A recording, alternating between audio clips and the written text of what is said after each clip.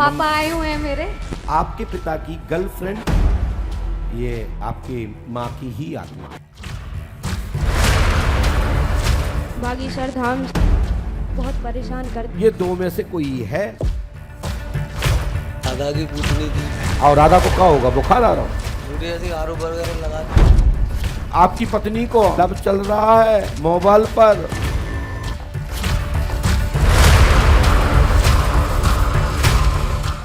नमस्कार, स्वागत है आप सभी का। आपके साथ मैं हूं मोनिका सिंह। तो आज न्यूज इंडिया पर खास मेहमान बने हैं पंडोखर सरकार। सीधे इन्हीं से बातचीत कर लेते हैं और जानते हैं इनके बारे में। बाबा जी, बहुत बहुत स्वागत है आपका। तो सबसे पहले ये बताइए, जो विद्या है, देखकर किसी के बारे में बता देने की, सुनकर किसी के विषय में बता देने की, ये विद्या आखिर आती कहाँ से है? सबसे पहले न्यूज इंडिया को, पंडोखर धाम की पीठ की ओर से सभी दर्शकों को बहुत बहुत साधुवाद, आशीर्वाद। बहन मोनिका जी, आपने बहुत अच्छा क्वेश्चन किया कि ये विद्या कहाँ से आती है, कैसे प्राप्त होती है, ये है क्या? साधना, योग, तप, जप, अनुष्ठान या किसी गुरु सदगुरु के द्वारा विरासत में, कृपा में प्राप्त होती है। और पराशक्ति के माध्यम से जो साधकगण होते हैं वह बताते हैं। शेष रहा सवाल, अनेक अनेक प्रकार के जो साधकगण भारतवर्ष में जो पाए जा रहे हैं और मिलते हैं और मिलते आ रहे हैं, कुछ तो भगवत कृपा के पात्र हैं, कुछ पराशक्तियों को साधना चक्र आदि जागृत करने से प्राप्त होते हैं, कुछ लोगों के पास ट्रिक है, एक मैजिकल जैसे जादूगर दिखाता है, ऐसे वो दिखाने का काम करते हैं। तो अलग अलग प्रकार की पद्धति है। अब कौन सा कौन क्या कर रहा है, जैसे कि आपके पूर्व मैंने लगभग 1 वर्ष पूर्व देखा था, तो सुहानी जी के द्वारा जो करके दिखाया जा रहा था, तो उन्होंने स्पष्ट कहा कि ये विद्या नहीं है, ये एक ट्रिक है, मैजिक है। मैंने ये बात को इसलिए कहा क्योंकि कुछ लोग मैजिकल्स जादू की तरह करते हैं और कुछ लोग वास्तविक कोई कृपा होती है। तो भारतवर्ष में ऋषि प्रधान देश है और ऋषि प्रधान देश में अनेक एक से गुरु हुए जो त्रिकालदर्शी हुए, भूत भविष्य वर्तमान को बताने में सक्षम रहे और साधकों के द्वारा या प्रश्नकर्ता के द्वारा पूछा गया, वह समय पर फलीभूत भी हुआ। बस करना पड़ता है और विश्वास रखना पड़ता है। यदि कर्म करते हैं तो सफलता प्राप्त होती है। आपके आध्यात्म कौन है? आध्यात्म किनकी पूजा आप करते हैं और कहाँ से आपको प्रेरणा मिलती है? देखिए, श्री हनुमान जी पंडोकर सरकार हमारे इष्ट देव हैं। परम पूज्य श्री सद्गुरुदेव श्री हाथीवान महाराज हमारे गुरु हैं, जिनकी कृपा से पंडोखर धाम में भारतवर्ष के ही नहीं, देश विदेश के भक्त पंडोखर धाम में प्रति माह अमावस्या से 10वीं तिथि तक लगभग 50 से 60 हज़ार लोग दर्शन करते हैं और महीने भर में 2 लाख से ज़्यादा लोग पंडोखर धाम में हर प्रति माह भक्त दर्शन करते हैं। ये हनुमान जी की महिमा है। किस तरह से आप अपनी इस भक्ति, ये जो भी कहें आपने, जो सिद्धि प्राप्त की, इसके जरिए आप लोगों की मदद किस तरह से करते हैं? देखिए, गुरु का काम है अंधकार से प्रकाश की ओर इशारा करना। यदि प्रश्नकर्ता आशा लेकर आया है कि हमारे जीवन में जो गति अवरोध है उनका कैसे समाधान हो सकता, उसके लिए क्या करना चाहिए, तो जो इष्ट बल से जो मुझे जानकारी प्राप्त होती है, मैं उनको जानकारी देकर उनको एक सदिशा देता हूँ। और कर्म स्वयं ही करना पड़ता है, तब सफलता प्राप्त होती है।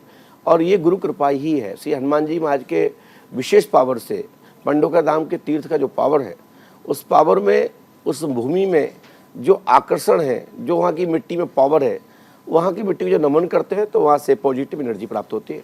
जब पॉजिटिव एनर्जी प्राप्त होती है तो मन में कितनी भी नेगेटिविटी हो वो खत्म होने लगती है और आत्मविश्वास बढ़ता है।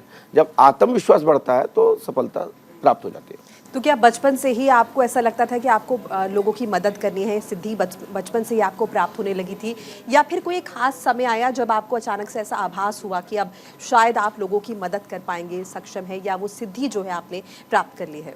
बहन मोनिका जी, मैं आपको ये बता दूं कि हमारे जीवन में तो एक लंबे समय से ये संघर्ष और ये व्यवस्था रही है। लोग मुझे जानते आए और मानते हैं। सन 1990 में मैं गुरुजी बना हूँ। लगभग हमारे बीच में 3 दशक से ज़्यादा समय हो गया है, लगभग 34वीं वर्ष चल रही है और 1999 में 7 दिसंबर में लगभग हमारे 34 वर्ष पूर्ण हो जाएंगे।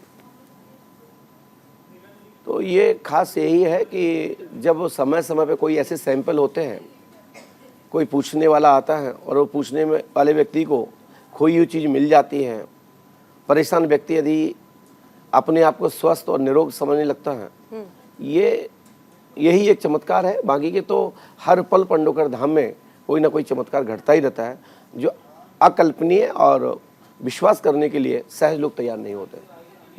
ये पंडोकर सरकार की जो महिमा है, इसलिए जो उन्होंने पंडोकर सरकार का प्रसाद लिया है, जिनको आशीर्वाद प्राप्त हुआ है, वो वही बता सकते हैं कि ये चमत्कार क्या चीज़ है। जैसा कि अभी आपने ये जिक्र किया कि ऋषि प्रधान देश है हमारा भारत देश, और बहुत से यहाँ पे महंत हैं, साधु हैं, लेकिन देखिए कहीं ना कहीं लोगों की मदद करने की आड़ में कई बार लोगों को बरगलाया भी जाता है, तो इसे किस दृष्टि से देखते हैं आप?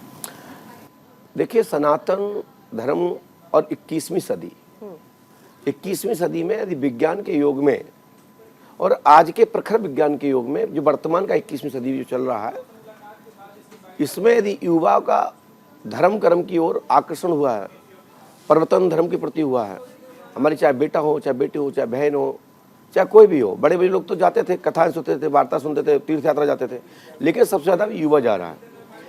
तो पंडोखर सरकार धाम जो है, विज्ञान के युग में अपने आप को एक बहुत बड़ी चीज़ है कि लोगों को मानने के लिए मजबूर कर देता है कि कुछ तो ऐसी शक्ति है, कोई ऐसा है, कोई विषय है जिस विषय को मानना पड़ रहा है। और ये भी मानना पड़ रहा है कि मठ मंदिरों में पावर होता है, तीर्थों में पावर होता है, पुजारी पंडित गुरु जो होते हैं, जिन्होंने अध्ययन किया है या जब तप किया है, उनके प्रति भावना बनी, लोग जगह जगह खूब भारी भीड़ लगा के पहुँच रहे हैं और उनको लाभ मिल रहा है।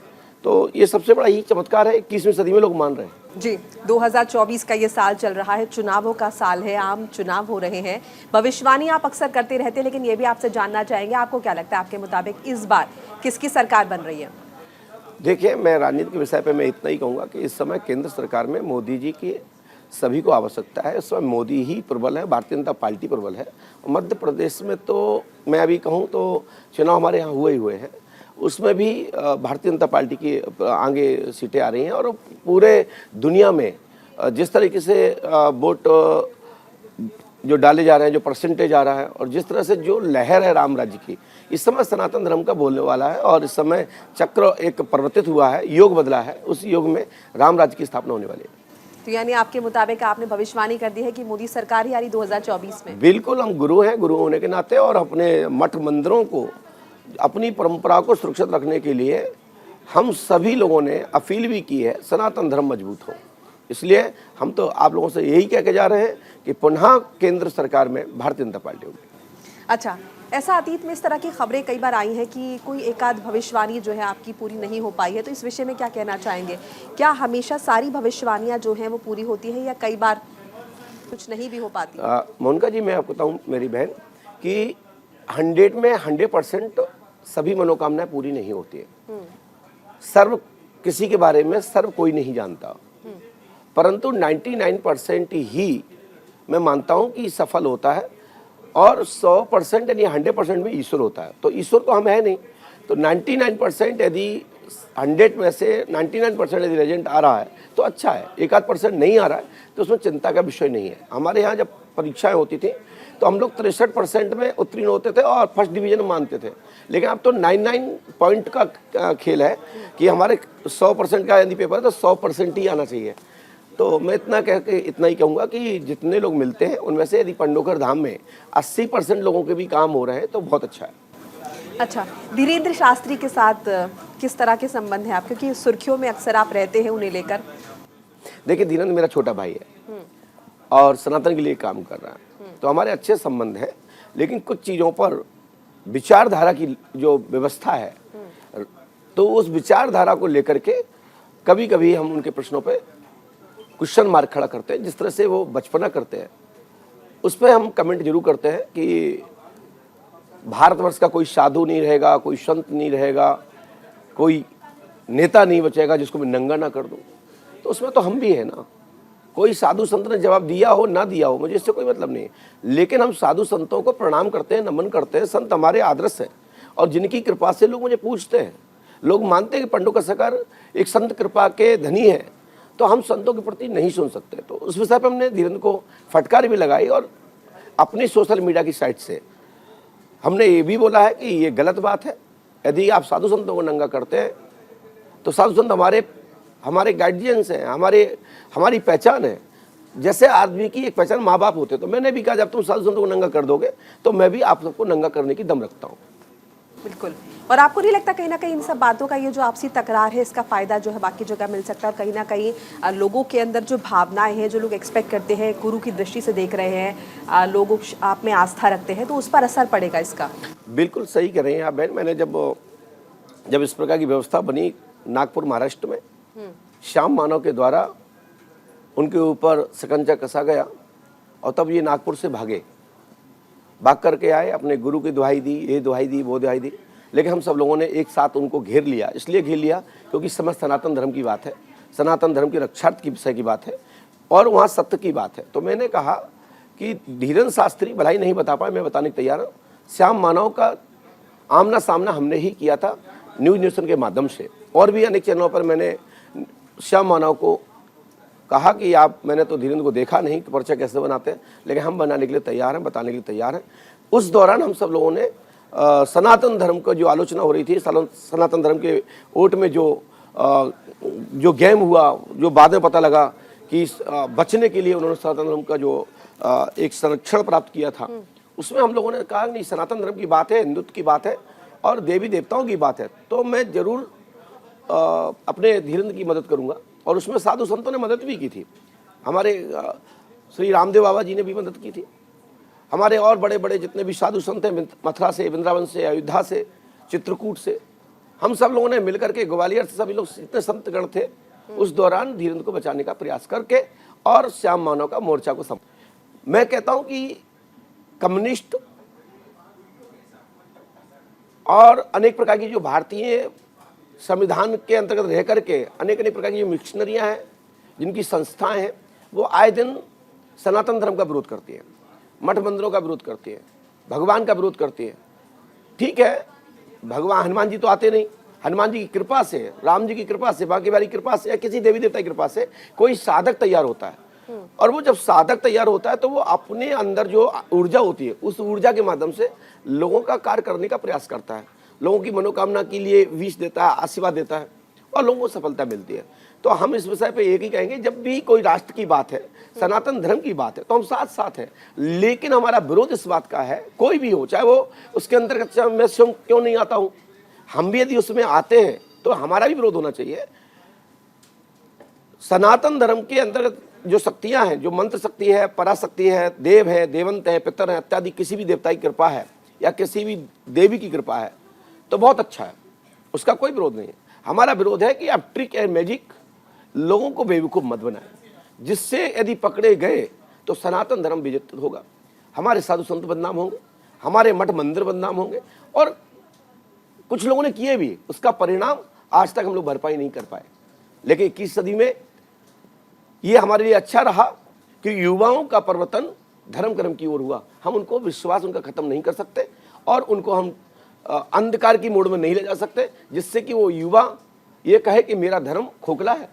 इसलिए हमारा प्रयास यही है कि युवाओं का दिमाग को हमने परिवर्तन किया है, हम उनको उस मंत्र के विधान से, यज्ञ के विधान से, अनुष्ठान के विधान से, देवी देवताओं के मंत्र, उनकी कथाओं वार्ताओं से, कथा वार्ता आदि सत्संग से हम उनको जितना डाइवर्ट कर सकते हैं, उनको जितना अच्छी रास्ता दे सकते हैं, वो हमारे लिए अच्छा होगा। यही सनातन धर्म का मूल कर्म था। बात सनातन की हो रही है, आप हनुमान जी के भक्त हैं, हनुमान श्री राम के भक्त हैं, और देखिए जब राम की बात हो रही है तो मैं राम मंदिर का भी जिक्र करना चाहूंगी। राम मंदिर की प्राण प्रतिष्ठा हो चुकी है 21 जनवरी को, लेकिन अब देखिए कांग्रेस पार्टी की तरफ से ये भी कहा जा रहा है कि शुद्धिकरण की जरूरत है वहां पर। इस पर आपके क्या विचार हैं? देखिए, जाकी रही भावना जैसी, जो जिस दृष्टि से देख रहा है उसको वो दिख रहा है। इस समय हमारे श्री राम जी महाराज अयोध्या नाथ में विराजमान हो चुके हैं। अयोध्या की भूमि में श्री जी का पूजन हुआ, माता भगवती जगदम्बा सीता का पूजन हुआ, श्री जी की पूजा करके साधु संतों ने नगर को पवित्र किया, पुष्प वर्षा हुई, उसमें वेद मंत्रों के द्वारा प्राण प्रतिष्ठा हुई। और क्या होता है, हाँ ये सही है कि तीर्थ यात्रा को साफ सुथरा रखना चाहिए। इस समय अयोध्या देखने योग्य है, अकल्पनीय है। जो देख रहा है वो स्वर्ग देख रहा है कि अयोध्या एक पृथ्वी पर स्वर्ग है, क्योंकि अयोध्या पूरे भारतवर्ष की पूर्व राजधानी रही है।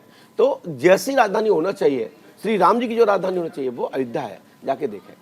बिल्कुल, धर्म की राजनीति तो माफ कीजिएगा, राजधानी तो है ही, लेकिन उसे देखिए देश की राजधानी बनाने की बात भी हो रही थी। इस पर आपके क्या विचार हैं?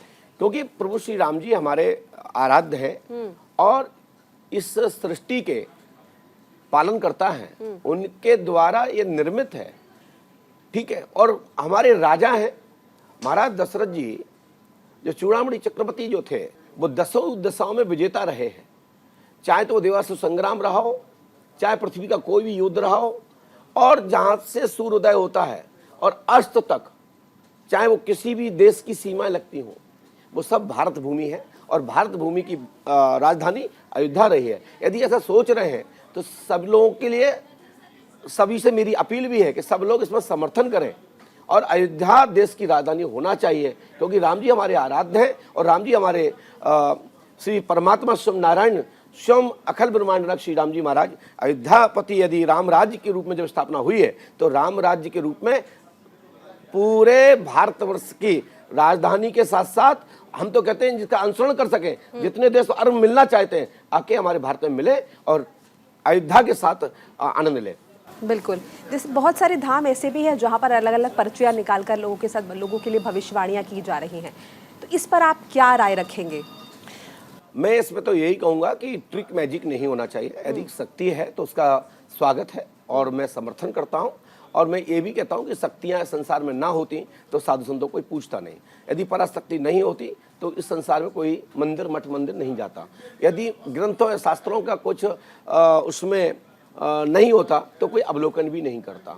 इतिहास जब भी आदमी पढ़ता है जब इतिहास में कुछ होता है। इसलिए हम आप सबसे यही कहेंगे कि जो पर्चा लिख रहे हैं उनका एक परीक्षण होना चाहिए, चाहे वो टेलीविजन के माध्यम से हो, किसी भी स्टूडियो में हो, किसी भी संसद या किसी कोई मंच बनाया जाए। अभी हमने पंडोकर धाम में 28 तारीख को 28 अप्रैल को हमने भारतवर्ष के जितने पर्चा लिखने वाले थे उसमें एक प्रतियोगिता रखी थी, जिसमें प्रतियोगिता के रूप भी दिया था। उसमें यह भी कहा था कि 10 क्वेश्चन लिख के दिए जा रहे हैं, उसमें से 8 सही बताना है, वो फर्स्ट है, जिसके लिए 1.25 किलो चांदी का मुकुट रखा था, 11 लाख रुपए का पुरस्कार रखा था नगद चेक के माध्यम से, और 81 किलो चांदी का सिंहासन रखा था कि जो विजेता के रूप में जाएगा तो अच्छा भी लगेगा। और पहली बार दुनिया में पराशक्ति पर कोई चर्चा होने के लिए कोई मंच थी, वो पंडोकर धाम थी। इसके पहले पराशक्ति पर कोई भी चर्चा किसी भी मंच पे नहीं हुई। ज्योतिष के विषय में हुई, शास्त्र पुराणों के बारे में चर्चा हुई, अन्य अन्य कोई इतिहास का विषय है उस पर चर्चा हुई, लेकिन पराशक्ति देवी देवताओं की